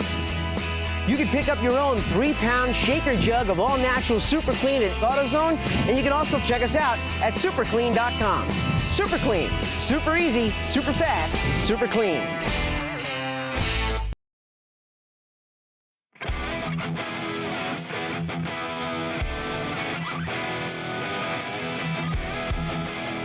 welcome back to Podium Esports coverage of the iRacing Short Course National Series, presented by CBR Performance Products, AIM Sports Data, Super Clean, Dirt Sports World, Signature Propellers, Positive Beverage, and Smith Graphics from iRacing's virtual Bark River Circuit. Justin Prince, Dave Arnold with you in the broadcast booth for the producer Ryan Bauer, in what has been an entertaining one, but in the end, one driver dominated throughout the evening, from practice to qualifying to heat to feature. That was your feature winner tonight, with just one lap not led tonight. That was Keaton Swain. Mason Prater finished in second, 1.4 seconds back, with Connor Berry being in third. Roy Hardesty rounded out the top five. Josh Lay and Rampkins finished in sixth and seventh. Ebert, Grady, Sherlock rounded out tonight's top 10. Right on behind, Crystal King finished in 11th. Claudio finished in 12th, up 5 spots from the starting spot for the 440. 7-0 finished in 13th. Plumlee actually had to go on the tow truck at one point after the first lap. Still recovered to finish in 14th. Knowles, Retzlaff, Minder, Miller rounded out the entries, 16 seconds the difference from 1st to 18th tonight. But Keaton Swain dominated. That's actually an understatement with the speed Swain showed throughout the evening in the composure. Keaton, you're a feature winner this season. iRacing short course competition. How are you feeling after the run tonight here at Bark River? Yeah, it definitely feels good to finally get one of these. Been racing this series for last year or so and haven't been able to get a win. So to finally get one, it definitely feels good. What were your thoughts as you were trying to battle with Connor Berry? Because Barry looked very calm, cool, and collected with the webcam provided from his perspective. What was your perspective like? Yeah, for sure. I mean, he was putting the pressure on me, and he was fast, no doubt. But I knew if I could just stay calm and just run my lines and run my race, that I'd probably be all right. And luckily, he made a slight mistake, and I think got a time penalty, and that's all I needed to get a little distance between him and myself and Mason. So to come away with a win in the second round and be on the box both rounds so far is good for the points and good for the championship. Speaking of that run so far, looking very strong early on, but the next run, Wild Horse Pass Motorsports Park, your thoughts for that one for the third race of the season? Yeah, it's going to be tough. You know, it's real like a bull ring, so it's real tight and small track. And I know Connor's fast there, so I'm going to have to put in the work, see if I can find a little bit of speed. And, you know, my goal is just to keep it on the podium all season long. Who do you want to thank for the run tonight? Just got to thank everyone that helps me out, Appliance Parts Company, everyone at Factory SimSport, Sim Coach Pedals, ZK Designs for making our whole team look good on the track, Team 12 Rotations, everyone that puts on Connor's League, and you guys for doing the broadcast as well. Congratulations, Keaton, on the run tonight. Thank you. Keaton Swain, your feature winner tonight, and as mentioned, breaking through for victory number 1 for this campaign and his time in this series. Mason Prater, meanwhile, talked about his speed in this series in the past. Speed continues with the podium finish. He's with Dave. Mason, I'll tell you, man, watching you race out there was so nice, but yeah, it looked like you were a few little frustrated there in the last couple of laps there. Justin and I were looking at you, and you had that look, your head had that cock on, and you were going, what's going on here? Yeah, I mean, I put in a lot of work this week. I mean, after last week, kind of coming out and getting my butt whooped, I kind of knew I had to come in and put more hours in and just get more comfortable with the car and the track and get back into that tune. So I feel like I put in a lot of work. And I mean, we're still that little bit off. We're a lot more competitive this week. I stayed with the pack, and I was able to pounce on a mistake when Connor made one, which is very, very rare to see. But I was able to pounce on it. But I mean, we're just that little bit off to keep up with Keaton and be there to make a move. So I mean, we're definitely gonna have to put our heads down. It's gonna be a long season. Keaton and Connor are just so fast. So got to put in more work, put in the hours, you know, just be there and pick up that last few couple tenths, and we'll be right there with them. Now, I know early on you had a little contact and you can see a little damage caused to your car with Darren early on. Was that a factor at all? But it looked like when you broke away with them, you were able to catch back up to the leaders. Yeah, I mean, me and Darren, we were both battling pretty hard. I mean, I know me and him both wanted to be up there, and luckily I got away with it in the front, and I don't think it was too much damage. I mean, I think it was only body, but I mean, who knows? Maybe that 1 or 2 mile an hour that the motor had, who knows? Maybe it played a factor. But Connor and Keaton were battling pretty hard, and I was lucky enough to have them keep on battling where I could catch back up to their bumper and just be staying with them, and ready for one of them to make a mistake. Well, I know you're going after another championship, and of course, being on the podium again the second week in a row really helps. So, what are your thoughts going into you now? Are you feeling comfortable? Yeah, I mean, it's the same thing as been the last 3 seasons that I've won it. I mean, I just got to start off strong and keep on building a momentum, kind of snowball a whole entire season together and see where that puts me. Like the last few seasons, I don't think I've ever been the fastest driver on track at any given point. I mean, I've been the fastest on week in and week out, but I mean, I've always just been the most consistent driver in the top 3. And I mean, last season I missed the podium, I think 2 times, maybe 3. So I think that's going to play a big factor in, just getting up there and trying to bring home the 4th consecutive title.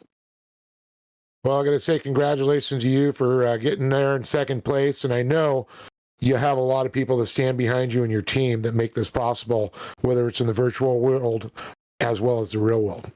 Yeah, I want to give a big thanks to Luke Canup. He made that wrap. I mean, it looks killer. I mean, he produces all my wraps pretty much, and they always look great. So can't thank him enough for always having me looking good on track. Elite Esports, my teammates Titus and Hunter. Titus ran a phenomenal race, and so did Hunter. Unfortunately, Hunter had some bad luck and couldn't make the main, but he was still there spotting for me and getting me through and giving me some helpful feedback. So I can't thank them enough. Bill Steen, Sparko, CBR, Voodoo Graphics, Toyo Tires, Prater Racing, AP Media for the help. All my friends that get on and work with me and just build tunes, and everybody that's like a part of this iRacing community that's out there and helping us get better. I mean, my parents, they funded this whole entire thing, so I wouldn't be out there without them. Rampy Motorsports, Ruthless Karting, the admins for coming out here and putting in the time every single week to make this series happen for us. The racers that come out and, like I said, come out here and race and have this series keep on going, and everyone who watches online, just can't thank you guys enough, and can't thank you guys enough too for always making the races interesting to watch. Well, thank you. Mason Prater, everybody. Mason Prater's second step at the podium tonight. Third spot tonight went to one Connor Berry, and interested on this response from Connor because it was alluded to that there may have been a time penalty that factored in that battle for the race lead. Connor, what did happen there after that pass we seen by Prater? I tried to go for it, and we made some contact, and it pushed me off the track, which was just a bummer deal, but it was all my fault. I should have just been more patient.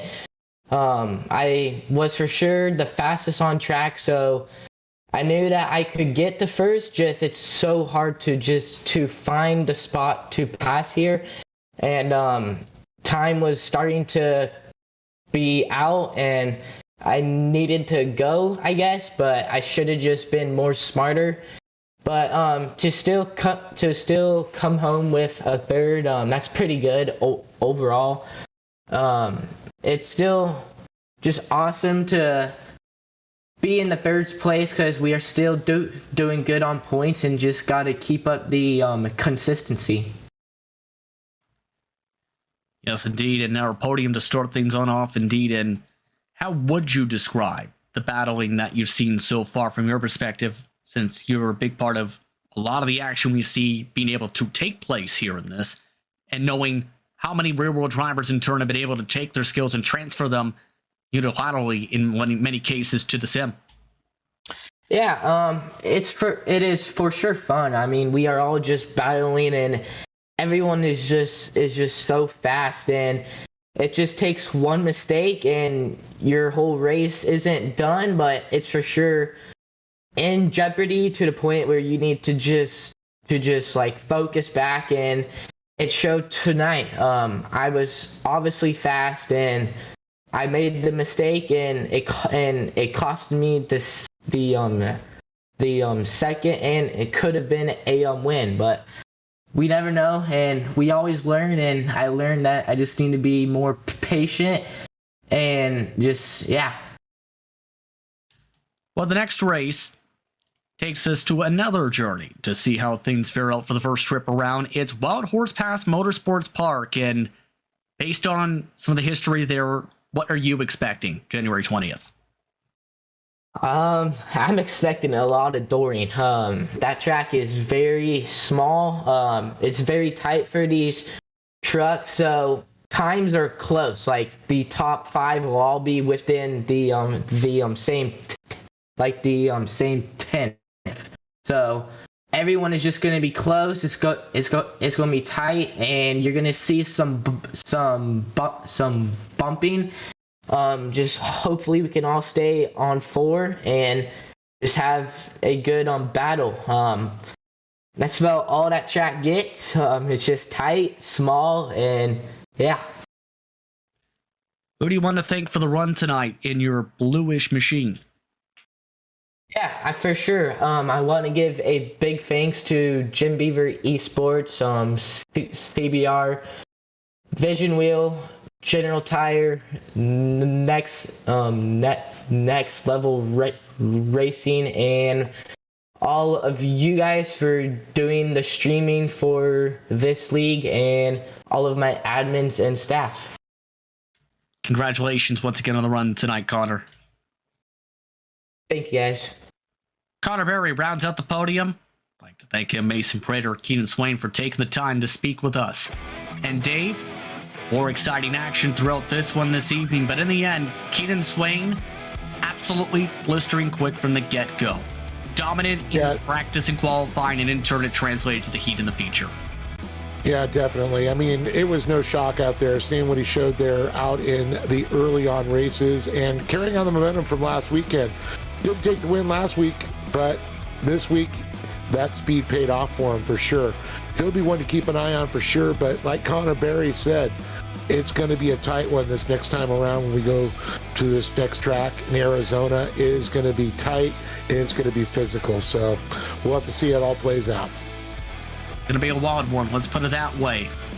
It's going to be an exciting stretch of races coming up, to say the very least, to see how the first half of the campaign bears on out. Again, that's at Wild Horse Pass Motorsports Park, a track that many of these competitors know well. Comes to some of the pro scenes. That is Thursday, January 20th, 2022. 10 p.m. Eastern Time will be that respective coverage on there. And you mentioned some of the alluding to of some of that close action expected. Going to be so critical in turn to see how that plays out for those drivers. Yeah, one thing for sure, this is all left-hand turns except for one right-hand turn. So these guys are going to play on a lot of momentum, leaning on the left hand, a lot of hairpins, and a big ski jump to hit. So it's going to be for exciting. And of course, I always expect action and a little bit of physicality coming out of these drivers when they go into Wild Horse Pass. Remembering some of the memories, I think, with some of the action I've seen, especially with that ski jump you're referring to a little bit. Yeah. I've seen a lot of the drivers in turn going 3 wide, some of them actually doing several tumbleweedings through the corners, and barrel rolls, so to speak, is the more appropriate term. It's not the easiest track to try and get through cleanly for anyone. No, and of course, you know, this may have been a wider track we just came from, but the race line was narrow. This is a narrow track, which makes that race line even narrower. So basically, let's say thread the eye of a needle. That's what these drivers are going to have to do to get through the pack, you know, this next week. And in terms of that track, knowing what you've seen so far this season, knowing some of their tendencies from the real world and the virtual world, which drivers in turn can carry that momentum from the first couple weeks forward to there for that type of racing? Well, yeah, I know for sure that Connor Berry is going to do well, but, you know, after talking with Mason Prater, and, you know, Mason is from Arizona, that is his home track. He has spent so much time in that track in real life, you know, laying down practice time, let alone in the sim. I think he's going to have probably one of the biggest advantages there. He has always excelled at Wild Horse Pass. Exciting action next week out. It's going to be a show, to say the very least, to see how third round of the campaign for iRacing short course action handles things out over in that state of Arizona. We'd like to thank you once more for tuning in for tonight's action here on Podium Esports. For Ryan Bauer, James Pike, Cisco Scaramuza, Gary Sexton, and John Theodore at Podium Esports. For everyone behind the scenes, at the iRacing Short Course Series. For our camera builder, Dougie Beard. For Cameron Aberon, social media, as well as Nicholas Weatherby tonight. For our producer this evening, Ryan Bauer. And for my colleague in the booth, Dave Arnold. My name is Justin Prince. Thank you so much for watching tonight's action here from Bark River. Hope to see you next time at Wild Horse Pass, and stay tuned for a Light Divided concert. If you like what you hear, browse the band's full library on Spotify. Be sure to follow A Light Divided on Instagram today. Be sure for those watching on Twitch to use the command !music. Good night. Enjoy the fun in the music.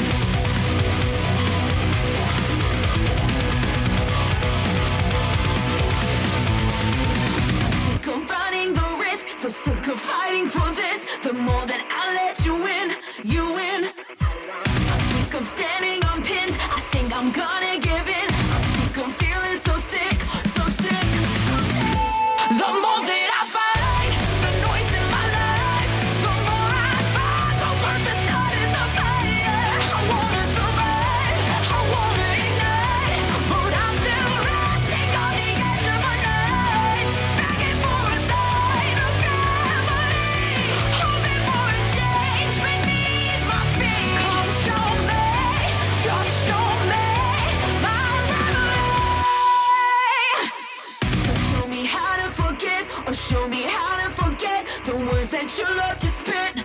I'm sick of fighting for grip. I know I'm gonna give in because it makes me so sick, so sick, so sick.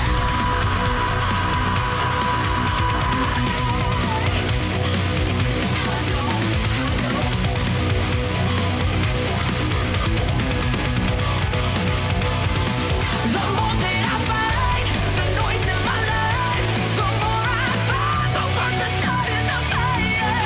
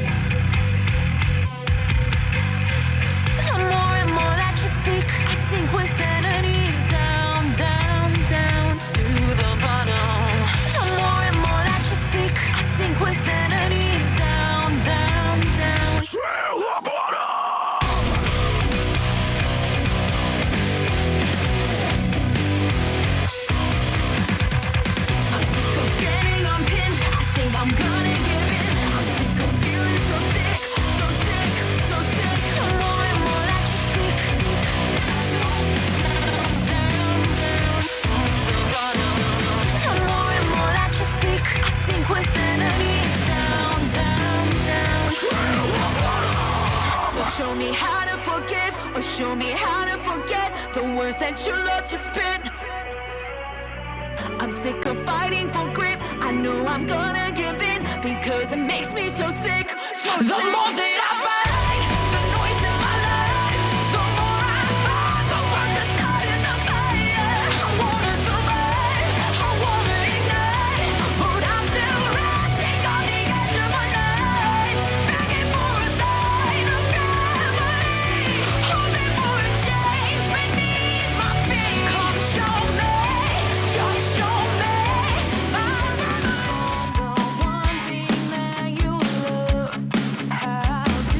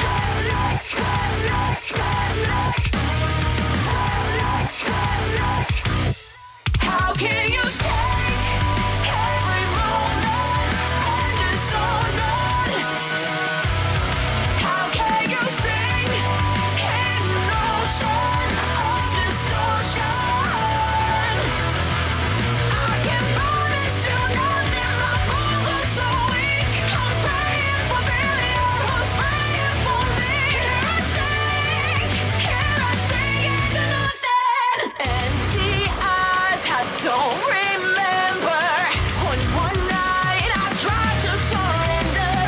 Empty thoughts and plastic prayers keep me here, keep me under.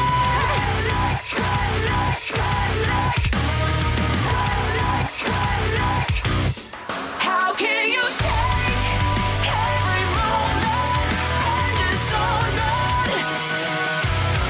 How can you sing in an ocean of distortion? I can promise you nothing, my bones are so weak. I'm praying for failure, who's praying for me? Here I sing into nothing.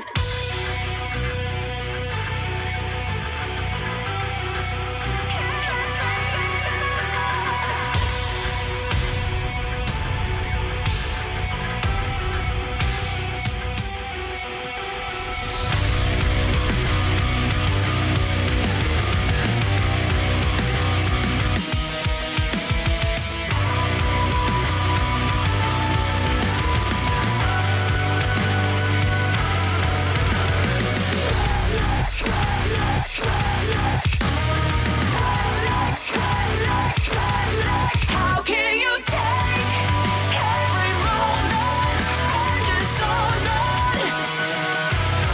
How can you sing in an ocean of distortion? I can promise you nothing, my bones are so weak. I'm praying for failure, who's praying for me? Here I sing into nothing.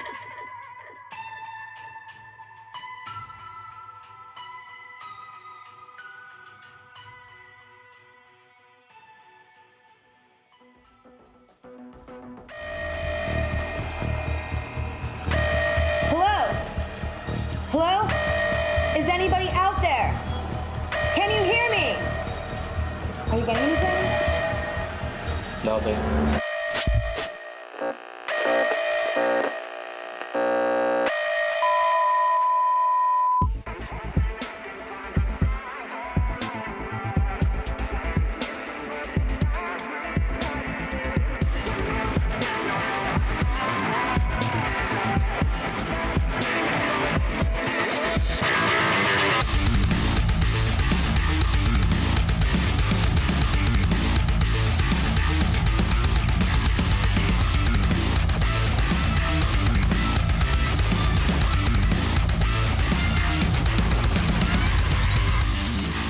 Another day, another broken plan.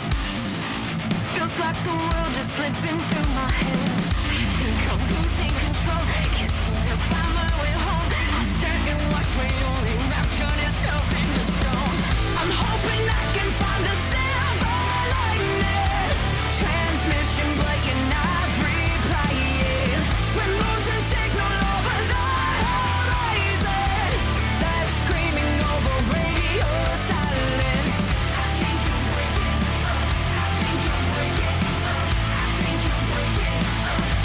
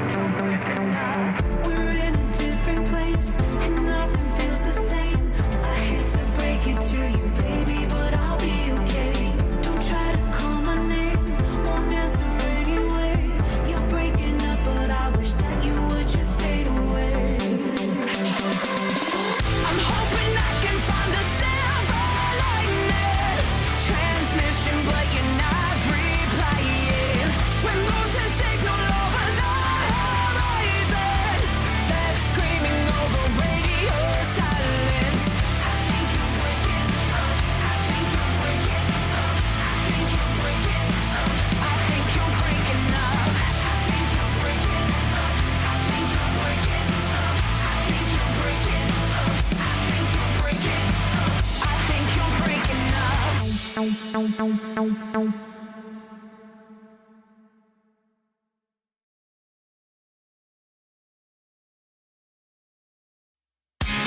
do you give up on the one thing that you love?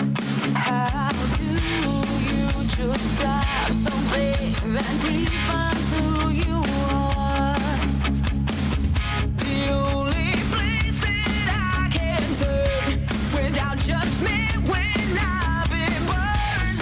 Afraid that I'm not, afraid that I'm not strong enough to pretend to be so tough. But I promise myself I'd never give up.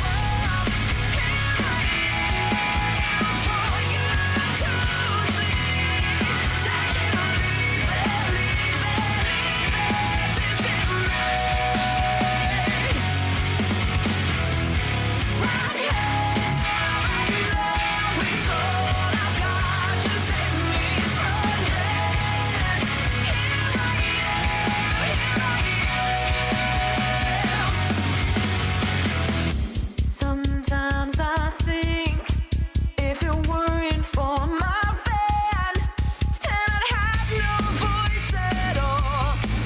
Oh, I guess that I'm not much with words, but I'm so full of emotion. Some say too much passion, and they say too weak play. But I won't fake it, I won't take it anymore. I won't stand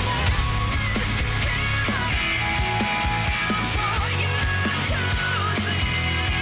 Take it or leave it, leave it, leave it. This is me. Right here, right now is all I've got to set me from this. Here I am,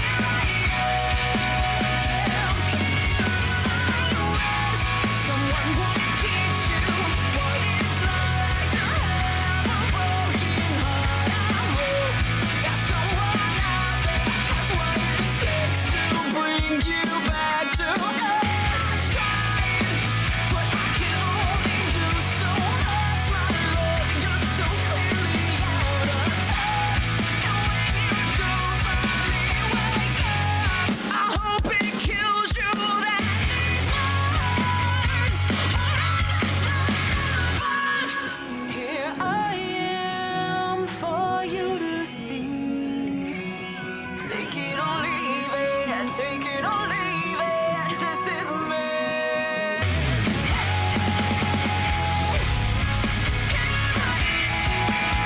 For you to see. Take it or leave it, leave it, leave it. This is me. Right here, right now is all I've got to set me from this. Here I am,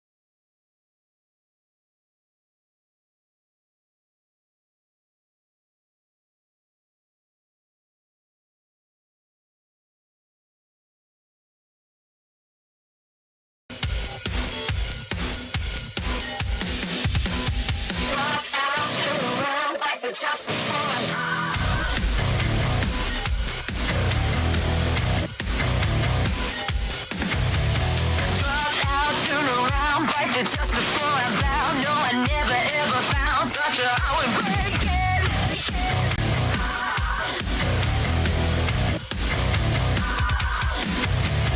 Eyes round, looking down, love me now, let's make a sound. No, I never ever found such a hard one taken.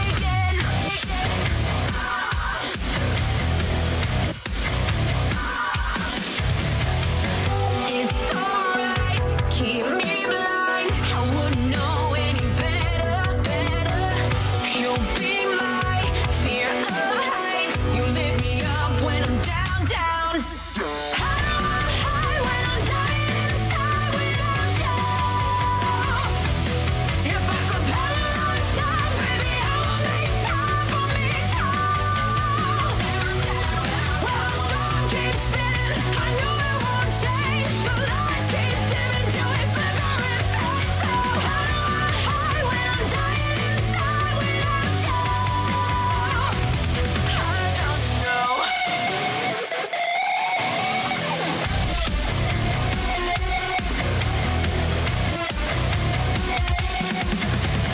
Drop down to the ground. No, we've never been so loud. No, I never ever found such a hard breaking.